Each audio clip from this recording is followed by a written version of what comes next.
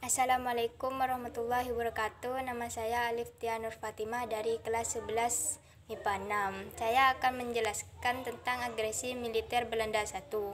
Operasi produk yang dalam bahasa Indonesia memiliki arti operasi produk, merupakan sebuah sebutan dari agresi militer yang dilakukan oleh tentara militer Belanda terhadap wilayah negara Republik Indonesia, terutama di wilayah Pulau Jawa dan Sumatera. Latar belakang dari agresi militer Belanda 1. Linggarjati berdasarkan pidato Ratu Wilhelmina pada 7 Desember 1942 yang pada intinya menginginkan bangsa Indonesia menjadi anggota Commonwealth dan akan dibentuk menjadi negara federasi. Lantas Belanda yang akan mengatur hubungan luar negeri bangsa Indonesia.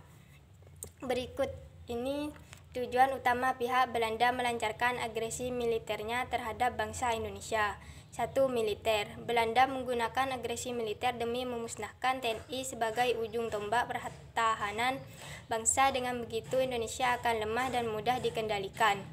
2. Politis. Dengan agresi militer yang dilancarkan pihak Belanda terutama mengepung titik-titik strategis seperti ibu kota negara, secara tidak langsung akan menghapuskan kedaulatan bangsa Indonesia. 3. Ekonomis. Wilayah Indonesia yang terkenal akan hasil rempahnya yang berkualitas dan memiliki nilai jual yang tinggi membuat Belanda enggan melepaskan dan melihat bangsa Indonesia merdeka. Melalui Radio Van Mook menyampaikan sebuah pidato yang menyatakan jikalau Belanda sudah tidak terikat lagi dengan perjanjian Linggarjati, dan pada waktu itu tentara Belanda berjumlah sedikitnya lebih dari 100 tentara bersenjata lengkap dan dilengkapi dengan peralatan tempur yang modern termasuk senjata berat yang diperoleh dari tentara Inggris dan tentara Australia. Kronologis peristiwa dari agresi militer Belanda 1. Bahwa agresi militer Belanda 1 terhadap Indonesia mulai dilancarkan pada 20 Juli 1947. Gubernur Jenderal Haji Van Mook di dalam sebuah konferensi pers pada malam 20 Juli di Istana menyatakan kepada wartawan mengenai kapan aksi polisionil oleh Belanda pertama kali dilancarkan. Agresi telah dimulai di beberapa wilayah di Jawa Timur dan bahkan telah dimulai sejak 21 Juli malam. Tujuan utama wilayah yang ingin dikuasai oleh Belanda ada 3 wilayah Indonesia yang strategis, yakni Sumatera bagian timur, Jawa Tengah juga di Jawa Timur.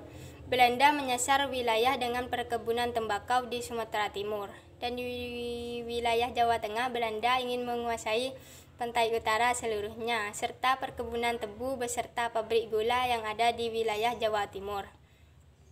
Pasukan KST merupakan pengembangan dari pasukan DST, pasukan yang melakukan pembantaian di Sulawesi Selatan dan ditugaskan kembali untuk melancarkan agresi militer di Pulau Jawa dan juga di wilayah Sumatera Barat. Dalam agresi militer tersebut, Belanda berhasil menaklukkan wilayah-wilayah strategis Republik Indonesia, terutama wilayah yang kaya hasil rempah-rempahnya, hasil tambang, serta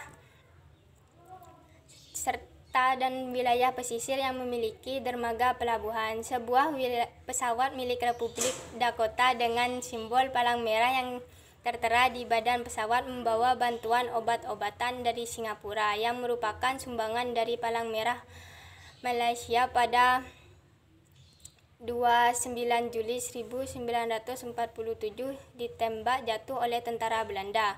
Serangan tersebut membuat pasukan obat-obatan milik para pejuang hancur dan juga telah menewaskan Komandan Muda Udara Mas Agustinus Adisucipto yang merupakan Komodor Muda Udara Abdurrahman Saleh yang juga seorang perwira Muda Udara 1 Adi Sumarmo Wiryokusumo.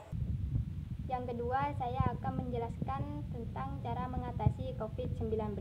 Yang pertama, lakukan rapat secara online dibandingkan bertemu langsung. 2. Jika memungkinkan, bekerja di rumah. 3. Batalkan bepergian ke acara ramai seperti pesta dan lain-lain. Yang keempat, untuk menjaga silaturahmi, jangan bertemu teman atau saudara di tempat umum, melainkan menggunakan chatting. Yang kelima, cuci tangan yang bersih agar terhindar dari kuman. Yang keenam, batasi aktivitas keluar rumah. Yang ketujuh, pakai masker jika keluar atau saat sakit. Yang kedelapan, jika memungkinkan, pesan kebutuhan sehari-hari secara online agar tidak perlu keluar rumah. Demikian penjelasan dari saya. Apabila ada salah kata, mohon maaf yang sebesar-besarnya. Wassalamualaikum warahmatullahi wabarakatuh.